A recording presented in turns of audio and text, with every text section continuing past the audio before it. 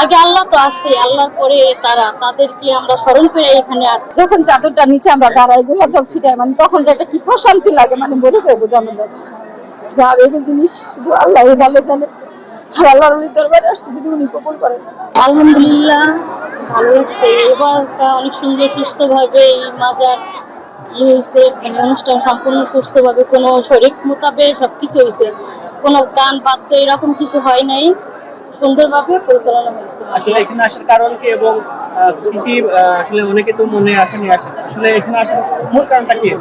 সেইখানে আসার মূল কারণ কি, মাজারে মানুষ অলি দরবারে কেন আসে, আমরা কেন আসি এখানে, আমরা আসি, মানুষ অনেক নিয়ত করে।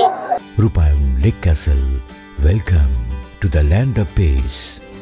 আগে আল্লাহ তো আছে, আল্লাহর পরে তারা, তাদেরকে আমরা স্মরণ করে এখানে আসছি, তাদেরকে ভক্তি শ্রদ্ধা, তাদের প্রতি ভালোবাসা, তা নিয়ে আমরা এখানে আসছি। চাদর দিলাম, পানিতে গোলাপ জল দিলাম, ছাত্রটা জেরাত করলাম, নামাজ পড়মু। এটা করলে আসলে মনে কি প্রশান্তি মানে আল্লাহ পাকে কই তারা কি করে, আমরা দর্শক যেভাবে চলে, আল্লাহ পাক পিরাই লোক যেভাবে পাঠাইছে আমরা এইভাবে করি।